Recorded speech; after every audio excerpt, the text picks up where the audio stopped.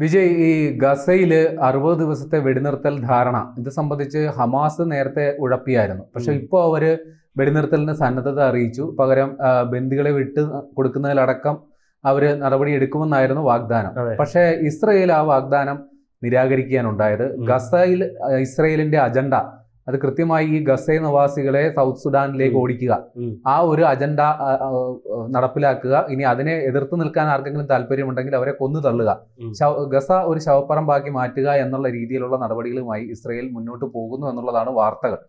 എന്താണ് ഒടുവിലത്തെ സ്ഥിതി? ഗസ സിറ്റിയിൽ ഇപ്പോൾ ആക്രമണം കടുപ്പിച്ചിരിക്കുകയാണ് ഇസ്രായേൽ. ഹമാസ് അംഗീകരിച്ച ഈ ഒരു വിടുതൽ നിർദ്ദേശമുണ്ടായിരുന്നു, അത് സ്വീകാര്യമല്ല എന്ന നിലപാടിലാണ് ഇപ്പോൾ ഇവർ ആക്രമണം കടുപ്പിച്ചിരിക്കുന്നത്. അതിൻ്റെ അടിസ്ഥാനത്തിൽ വലിയ രീതിയിലുള്ളൊരു മുന്നേറ്റം തന്നെ ഇസ്രായേലിൻ്റെ ജൂതപ്പട അവിടേക്ക് നടത്തുന്നുണ്ട് എന്നാണ് ഇപ്പോൾ അറിയാൻ കഴിയുന്ന റിപ്പോർട്ട്. വെടിനിർത്തൽ ചർച്ചയ്ക്കായി ദോഹയിലേക്കും കോറോയിലേക്കും സംഘത്തെ അയക്കില്ല എന്നാണ് സർക്കാർ തീരുമാനമായി ഇസ്രായേൽ മാധ്യമങ്ങളോട് റിപ്പോർട്ട് ചെയ്യുന്നത്. ഇതിന് പിന്നാലെ തന്നെ ഗാസ സിറ്റിയിൽ ഇസ്രായേൽ ആക്രമണം ശക്തമായിരിക്കുകയാണ്. ഗാസ സിറ്റിയുടെ നിയന്ത്രണം പിടിച്ചെടുക്കാനുള്ള പദ്ധതിയുടെ ആദ്യഘട്ടം തുടങ്ങിയെന്നാണ് ഇസ്രായേൽ സൈന്യം അറിയിച്ചിരിക്കുന്നത്. ഗാസ സിറ്റിയുടെ പല ഭാഗങ്ങളിലും ബോംബാക്രമണങ്ങൾ ശക്തമായതോടെ ജനങ്ങൾ തെക്കൻ ഗാസ ലക്ഷ്യമായി പലായനം ചെയ്യുകയാണ്. ഇപ്പോൾ അന്താരാഷ്ട്ര വിമർശനങ്ങൾ മറികടന്ന് ആക്രമണ പദ്ധതിക്ക് അന്തിമ അംഗീകാരം നൽകാനുള്ള നീക്കത്തിലാണ് ഇസ്രായേൽ. അതായത് ഗാസ എന്ന് പറയുന്നത് പൂർണ്ണമായ ഒരു ശവപ്പറമ്പാക്കാനാണ് ഇസ്രായേൽ ഇപ്പോൾ ഇറങ്ങിത്തിരിഞ്ഞിരിക്കുന്നത്. ബന്ദിമോചനവും വെടിനിർത്തലും ഉറപ്പാക്കാൻ ചർച്ചയ്ക്ക് തയ്യാറാകാൻ നിർദ്ദേശം നൽകിയതായി ഇസ്രായേൽ പ്രധാനമന്ത്രി ബെഞ്ചമിൻ നെതന്യാഹു അറിയിക്കുന്നുണ്ടെങ്കിലും ഇസ്രായേൽ മുന്നോട്ട് വയ്ക്കുന്ന ഉപാധികളുടെ പുറത്തല്ലാതെയുള്ള യുദ്ധവിരാമത്തിന് തയ്യാറല്ലെന്നും നെതന്യാഹു കൂട്ടിച്ചേർക്കുന്നുണ്ട്. US ദൂതൻ സ്റ്റീവ് വിറ്റ്കോഫ് സമർപ്പിച്ച താൽക്കാലിക വെടിനിർത്തൽ നിർദ്ദേശം സംബന്ധിച്ച് എന്തെങ്കിലും പറയാൻ നെതന്യാഹു അതേസമയം തയ്യാറായിട്ടുമില്ല. കാരണം അമേരിക്കയെ ചൊടിപ്പിക്കാൻ നെതന്യാഹു തയ്യാറല്ല. അത് മാത്രമല്ല, ഇവർ തമ്മിലുള്ളൊരു പരസ്യമായ ധാരണ പുറത്തറിയിക്കുക. അമേരിക്കയുടെ പിന്തുണ ഇല്ലാതെ നെതന്യാഹു ഇതൊന്നും ചെയ്യും എന്ന് നമുക്ക് കരുതാൻ കഴിയില്ല. അമേരിക്കയുടെ രഹസ്യമായ പിന്തുണ ഉണ്ടായിരിക്കും, പക്ഷേ അതൊരിക്കലും ഒരു പ്രസ്താവനയിലൂടെ അറിയിക്കാൻ അതുകൊണ്ടാണ് അദ്ദേഹം ആ ഒരു പ്രസ്താവനയിൽ നിന്ന് പിന്മാറുന്നത്. ഇങ്ങനെ ഒന്നും അതിനോട് പ്രതികരിക്കാൻ തയ്യാറാകാത്തത്. വെടിനിർത്തൽ ചർച്ചയ്ക്ക് ദോഹയിലേക്കും കൊറോയിലേക്കും സംഘത്തെ അയക്കേണ്ടതില്ലെന്നും സർക്കാർ തീരുമാനിച്ചതായി ഉദ്യോഗസ്ഥരെ ഉദ്ധരിച്ച് ഇസ്രായേൽ മാധ്യമങ്ങൾ റിപ്പോർട്ട് ചെയ്തിട്ടുണ്ടായിരുന്നു. അതിനിടെ 60,000 റിസർവ് സൈനികരെ റിക്രൂട്ട് ചെയ്തെന്നും സൈനിക സന്നാഹങ്ങൾ വർദ്ധിപ്പിച്ചും ഗാസയെ കീഴ്പ്പെടുത്താനുള്ള വിപുലമായിട്ടുള്ള ആക്രമണ പദ്ധതിക്ക് തുടക്കം കുറിച്ചതായി ഇസ്രായേൽ സേന നേരത്തെ തന്നെ അറിയിച്ചിട്ടുണ്ടായിരുന്നു. ഭക്ഷണത്തിന് കാത്തുനിന്ന 13 പേരെ ഉൾപ്പെടെ 43 പേരെയാണ് ഇസ്രായേൽ ഇന്നലെ മാത്രം കൊലപ്പെടുത്തിയത്. 112 കുട്ടികൾ ഉൾപ്പെടെ 271 പേരാണ് ഇതുവരെ പട്ടിണി മൂലം ഗാസയിൽ കൊല്ലപ്പെട്ടത്. കൂടുതൽ സഹായം ഉടൻ ലഭ്യമാക്കണമെന്നാണ് UN സെക്രട്ടറി ജനറൽ ഇസ്രായേലിനോട് ആവശ്യപ്പെട്ടത്. വടക്കൻ ഗാസയ്ക്ക് പിന്നാലെ ഗാസ സിറ്റിയിൽ നിന്നും പലസ്തീനികളെ പുറന്തള്ളാനുള്ള ആസൂത്രിത പദ്ധതികളാണ് ഇസ്രായേൽ ആരംഭിച്ചിരിക്കുന്നതെന്നാണ് ആക്ഷേപം. ആശുപത്രികളിൽ നിന്ന് മുഴുവൻ രോഗികളെയും തെക്കൻ ഗാസയിലേക്ക് മാറ്റാൻ ഇസ്രായേൽ സൈന്യം നിർദ്ദേശിച്ചിട്ടുണ്ട്. ഇത് 100 കണക്കിന് രോഗികളുടെ മരണത്തിൽ കലാശിക്കുമെന്നാണ് ഗാസ ആരോഗ്യ മന്ത്രാലയം മുന്നറിയിപ്പ് നൽകിയിരിക്കുന്നത്. കാരണം 10 ലക്ഷത്തോളം പേർ താമസിക്കുന്ന ഗാസ സിറ്റിയിൽ നിന്ന് ആളുകളെ പുറന്തള്ളുന്ന പദ്ധതിയുമായി സഹകരിക്കണമെന്ന് അന്താരാഷ്ട്ര സന്നദ്ധ സംഘടനകളോട് ഇസ്രായേൽ അഭ്യർത്ഥിച്ചിരുന്നു.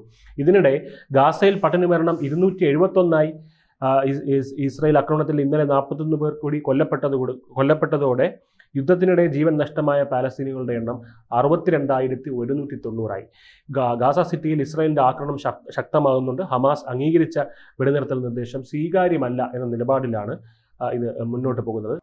വെള്ളിയാഴ്ച പുറത്തിറക്കിയ ഒരു വീഡിയോയിലാണ് നെതന്യാഹുവിന്റെ പരാമർശം വന്നിരിക്കുന്നത്. ഗാസയിലെ പൂർണ്ണ അധിനിവേശം സംബന്ധിച്ച് പ്രതിരോധ മേധാവി ക്യാബിനറ്റ് മന്ത്രിമാർ എന്നിവരുമായി നെതന്യാഹു ചർച്ച നടത്തിയിരുന്നു. ഇസ്രായേൽ ഒരു നിർണായക ഘട്ടത്തിലാണെന്നും നെതന്യാഹു പറഞ്ഞു. ഹമാസ് പോസിറ്റീവായ ചർച്ചകളോട് പ്രതികരിച്ച ശേഷം ഇതാദ്യമായാണ് നെതന്യാഹു ഇക്കാര്യത്തിൽ ഒരു പൊതുവിടത്തിൽ വന്ന് പ്രതികരിക്കുന്നത്. ഈ ആഴ്ച ആദ്യം തന്നെ ഖത്തറിന്റെയും ഈജിപ്തിന്റെയും നേതൃത്വത്തിൽ നടത്തിയ ചർച്ചകളോടും ഹമാസ് പോസിറ്റീവായി തന്നെയായിരുന്നു പ്രതികരിച്ചിരുന്നത്. 60 ദിവസത്തെ വെടിനിർത്തലിലാണ് ഹമാസ് അംഗീകാരം നൽകിയിരുന്നത്. ഇതിനോട് ഇസ്രായേൽ ഇതുവരെ പ്രതികരിച്ചിട്ടില്ല. ബന്ദികൾ ഇപ്പോഴും ഗാസയിൽ ഉണ്ടെന്നാണ് ഇസ്രായേലിന്റെ വിലയിരുത്തൽ. ഇതിൽ 20 പേരെങ്കിലും ജീവനോടെ ഉണ്ടാകുമെന്ന് ഇസ്രായേൽ അനുമാനിക്കുന്നുണ്ട്. നേരത്തെ 22 മാസം നീണ്ട അധിനിവേശം അവസാനിപ്പിച്ച് ഗാസയിൽ വെടിനിർത്തൽ നടപ്പാക്കാൻ തിരക്കിട്ട നീക്കങ്ങൾ പുരോഗമിക്കവെയാണ് ഗാസ സിറ്റി പിടിച്ചെടുക്കാനുള്ള പദ്ധതിക്ക് ഇസ്രായേൽ അംഗീകാരം നൽകിയിരിക്കുന്നത്.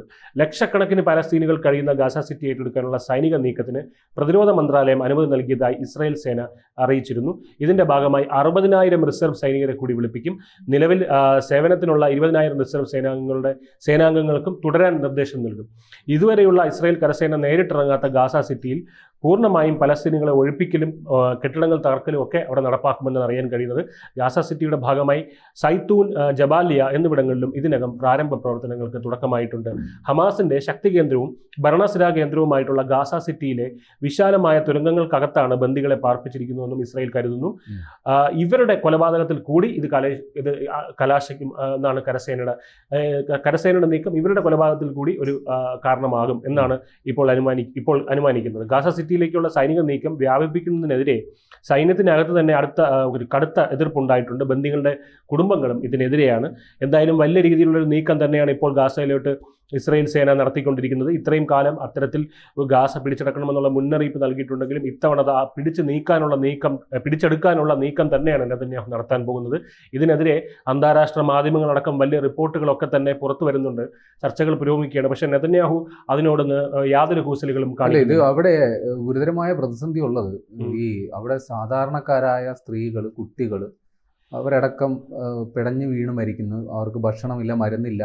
ഈ ഒരു മാനുഷിക പ്രശ്നം നിലനിൽക്കുന്നു. അപ്പോഴാണ് ഈ വെടിനിർത്തൽ വേണം, അവിടെ സന്ധി വേണം എന്ന രീതിയിൽ ഇസ്രായേൽ തന്നെയാണ് അതിന് മുൻകൈ എടുത്തത്. സ്റ്റീവ് വിറ്റ്കോഫിന്റെ മധ്യസ്ഥതയിൽ ചർച്ചകൾ പുരോഗമിച്ചിരുന്നു. പക്ഷെ അവിടെ ഹമാസ് എടുത്ത ചില നിഷേധാത്മക സമീപനമാണ് അവിടെ ആദ്യഘട്ട ചർച്ചകൾ അലസിപ്പോകാനുള്ള കാരണം. പക്ഷെ പിന്നീട് ഹമാസിന് നിർബന്ധിതാവസ്ഥയിലേക്ക് എത്തേണ്ടി വന്നു ഒരു വെടിനിർത്തലിലേക്ക് പോകാൻ. കാരണം ആ ഗസയിലുള്ളവർ പോലും ഇപ്പോൾ ഹമാസിനെ തള്ളിപ്പറയുകയാണ്. പ്രത്യേകിച്ച് പലസ്തീൻ ഭരണകൂടം തന്നെ പറയുന്നു ഈ ഹമാസ് അവിടെ വിട്ടുപോകണം, അവരുടെ ആയുധങ്ങൾ വെച്ച് കീഴടങ്ങണം. അതേപോലെ ഇസ്രായേൽ സേന അവിടുന്ന് പിന്മാറണം, ആ ഗസ നിവാസികൾക്ക് മാത്രമായി വിട്ടുകൊടുക്കണം എന്നുള്ളതാണ് പൊതുവെ രാജ്യമായിട്ടോ. അതെ, പൊതുവെ ഒരു നിലപാട്. മറ്റ് രാജ്യങ്ങൾ ഇപ്പോൾ ഫ്രാൻസ് അടക്കമുള്ള നാറ്റോ സഖ്യ രാജ്യങ്ങൾ പോലും ആ ഒരു നിലപാടിനെ സ്വാഗതം ചെയ്യുന്നുണ്ട്. കാര്യം ഹമാസ് ആണ് അവിടെ ഏറ്റവും വലിയ പ്രശ്നം. കാര്യം അവർക്ക് പല ഗൂഢലക്ഷ്യങ്ങളുമുണ്ട്. മുമ്പ് നമ്മൾ അവിടെ ഈ പലസ്തീൻ വിമോചന പോരാട്ടം എന്ന് പറയുന്നത് ഒരു സ്വതന്ത്ര ഫലസ്തീൻ എന്ന് പറയുന്ന ആ ഒരു സങ്കല്പത്തെ അടിസ്ഥാനമാക്കിയായിരുന്നെങ്കിൽ ഇപ്പോൾ അവിടെ നടക്കുന്ന ഈ ഹമാസിന്റെ പോരാട്ടം മുഴുവൻ സ്വത്ത് ആർജിക്കാനും സമ്പത്ത് കുന്നുകൂട്ടാനും വേണ്ടിയിട്ടാണ്. അല്ലെങ്കിൽ ഇതിന്റെ പേരിൽ മറ്റ് പല മുസ്ലിം രാഷ്ട്രങ്ങളും ഹമാസിൽ വഞ്ചിതരായി ധാരാളം പണം ഇങ്ങോട്ടേക്ക് ഒഴുക്കുന്നുണ്ട്. അതല്ല, ഈ ഹമാസിന്റെ വേണ്ടപ്പെട്ടവർ കൈക്കലാക്കി അവർ വലിയ ധനാഢ്യന്മാരായി മാറുന്നു എന്നുള്ളതാണ് പുറത്തു വന്ന വിവരം.